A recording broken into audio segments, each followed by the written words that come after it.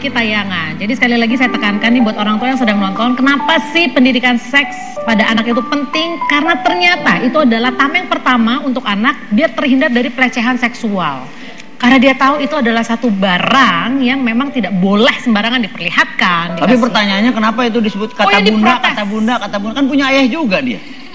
Karena biasanya yang memberikan komunikasi awal itu adalah bunda, karena ayah mencari nafkah di luar. Emang ayah sempat ngomongin hal itu? Harus sempat tuh. Harus sempat. Kalau pulang kerja, ayah capek nak. Oh jangan, nggak bisa. Ayah udah mesti berangkat nak. Kalau bisa bagus, alhamdulillah. Harus. Tapi sebagai yang paling dominan memang caregivernya adalah seorang ibu. Betul. Ya jangan, bukan menegasikan, tidak juga sih Pak.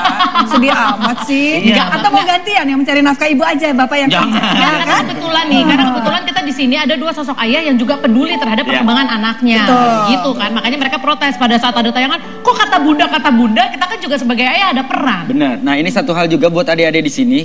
Kalau kalian kan memang mungkin tidak diajarkan. Mungkin pada momen hari ini, next ketika kalian berkeluarga, ingat momen ini. Betul. Jadi kalian harus mengajarkan ke anak-anak kalian supaya hal-hal yang terjadi kayak pelecehan seksual dan segala macamnya itu nggak terjadi sama anak-anak kalian. Nah, dari tadi kan kita sebenarnya ngomong berdasarkan pengalaman bagaimana Brandon pas masih kecil hanya dikasih tahu oke, ini namanya ini, udah titik sampai situ. Sisanya mencari tahu sendiri lewat internet. Saya sudah tahu tayangan apa yang Anda cari tahu ya, tidak perlu kita beberkan di sini ya saudara-saudara. Sekarang saya akan panggilkan, beliau adalah salah satu ahlinya yang bisa menuntun kita untuk memberitahu bagaimana cara yang baik dan benar. Beri tepuk tangan untuk Bunda Romi.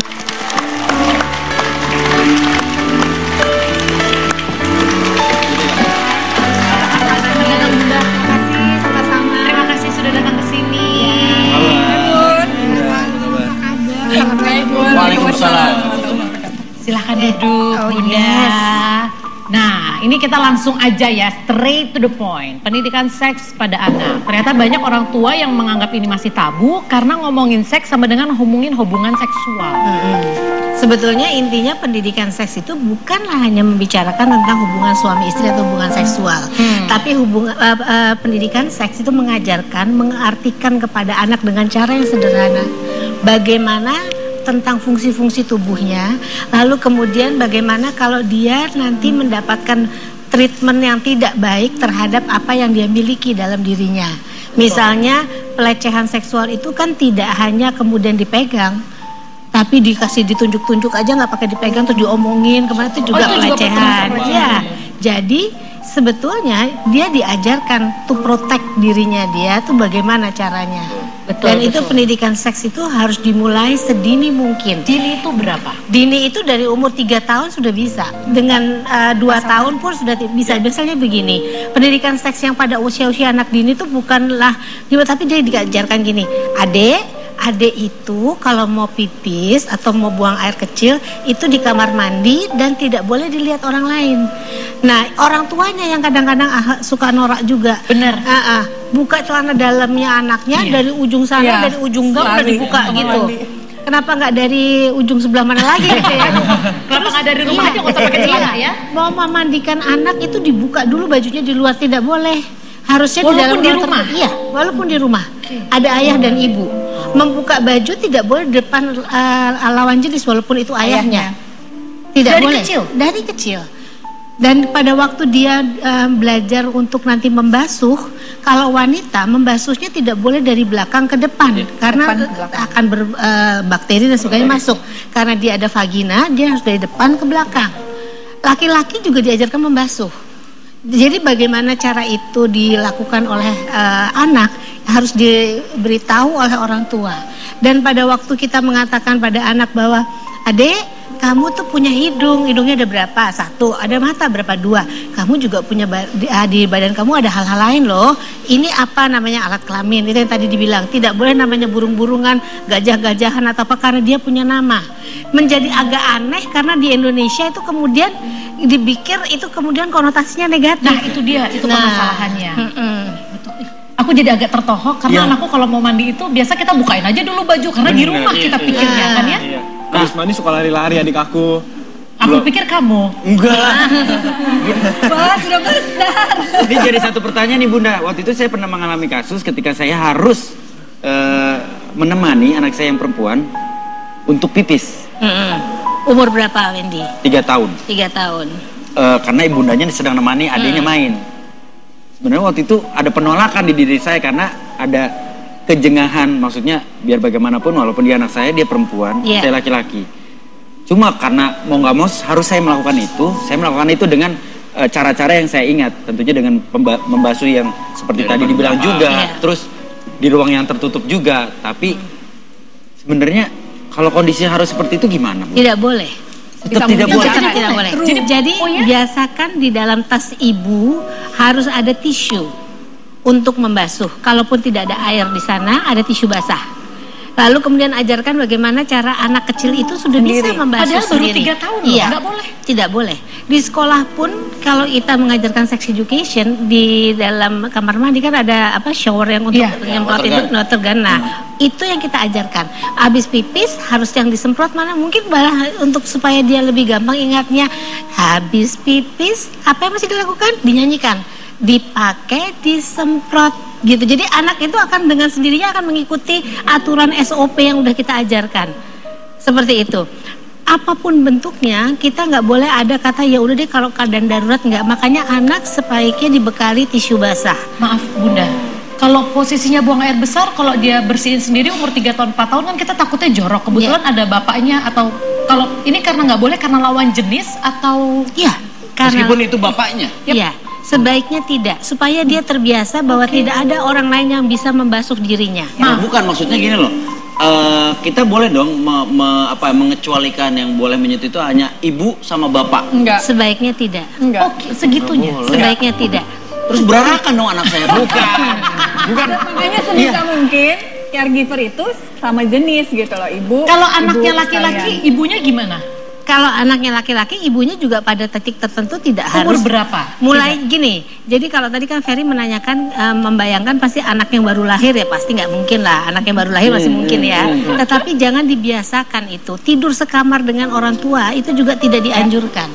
Tapi kamarnya cuma satu rumah gimana? Kontrol luar aja kayak rengginang. Tapi kalau tidur sama bundanya nggak masalah dong. Iya. Berarti ayahnya harus pergi Di teras. Gini maksudnya gini. Pengasuh itu di Indonesia sekarang banyak sekali kejadian laki sama laki, anak laki pengasuhnya laki belum tentu aman. Betul. Anaknya perempuan, pengasuhnya perempuan belum tentu aman. Betul. Karena nggak bisa kita menyatakan bahwa yang kita suruh menjadi pengasuh itu adalah orang yang tidak memiliki dorongan untuk melakukan pelecehan seksual. Kita nggak bisa mendeteksi itu. Makanya untuk amannya, prepare your child untuk bisa melakukan itu sendiri. Di 3 tahun bisa, Ferry. Insya Allah bisa, asal diajarkan dengan cara yang sederhana dan konkret sekali. Jadi misalnya kalau misalnya pipis atau apa, kita ajarkan bagaimana caranya dia supaya dia hafal apa yang dia mesti lakukan. Kalau sudah pakai dinyanyikan dan sebagainya itu insya Allah bisa dia dengan sendirinya melakukan. Walaupun mungkin awal-awal nggak bersih, nanti baru bundanya pulang baru dibersihin lagi gitu. Siapa yang meyakin bahwa kalau pengasuh yang membersihkan akan jauh lebih bersih daripada anak itu sendiri. Baik, pemirsa, nanti kita akan bahas lagi ya. Ini menarik sekali karena aku sendiri juga baru tahu. Karena kalau misalkan aku pikir ya pergi sama bapaknya ya nggak apa-apa, bapaknya bersihin, ternyata itu jangan. Kalau anaknya laki-laki boleh sama bundanya sampai titik tertentu. Usia berapa? Wah, ini semakin menarik. Jangan kemana-mana, tetap di Basa Basi, Bahasana Bahas ini, dan kita saksikan tayangan berikut ini.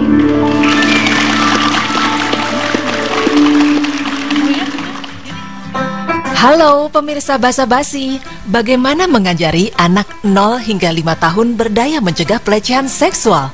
Ajarkan anak tubuhnya berharga, baginya, bagi kita, bagi seluruh keluarga. Ajarkan anak jenis sentuhan, sentuhan baik, sentuhan yang membingungkan, sentuhan buruk. Sentuhan yang baik, menyentuh dari bahu ke atas atau dari lutut ke bawah. Biasanya sentuhan karena kasih sayang, membelai kepala, mencubit pipi, menyentuh dagu. Teman, keluarga, dan sahabat sejenis boleh menyentuh bagian ini. Sentuhan yang membingungkan, menyentuh badan dimulai dari bahu sampai atas lutut, menyentuh kasih sayang dan nafsu. Mula-mula mengelus kepala, memeluk, lalu tangannya meraba bagian tubuh dari bawah bahu sampai atas dengkul. Sentuhan yang buruk, bila seseorang menyentuh bagian tubuh yang ditutup pakaian renang, menyentuh dan meraba paha, dada, dan bagian dekat kemaluan. Lalu bagaimana mempraktekannya? Lakukan dengan 3B, bermain, bernyanyi, bercerita. Ajarkan anak bermain, kenalkan bagian tubuh yang dibagi per segmen, bahu ke atas, bahu sampai lutut, lutut ke bawah. Jelaskan bagian mana saja yang tak boleh disentuh dan bagian mana saja yang bisa disentuh. Dendangkan, ini tubuhku sangat berharga, tak boleh disentuh siapa saja. Aku sayang tubuhku dan kujaga. Kreasikan lagu sehingga mudah dinyanyikan dan diingat.